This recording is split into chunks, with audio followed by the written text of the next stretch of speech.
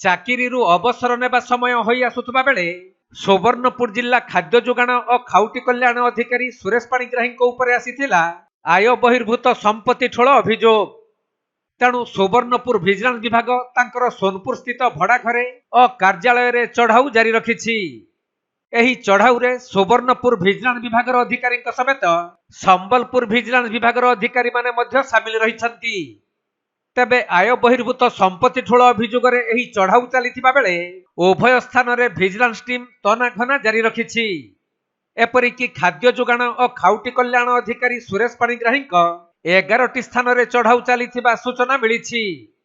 ସେପଟେ ଚଢ଼ାଉ ପ୍ରକ୍ରିୟା ଜାରି ରହିଥିବାରୁ ଭିଜିଲାନ୍ସ ବିଭାଗ ପକ୍ଷରୁ କୌଣସି ସୂଚନା ମିଳିପାରିନାହିଁ।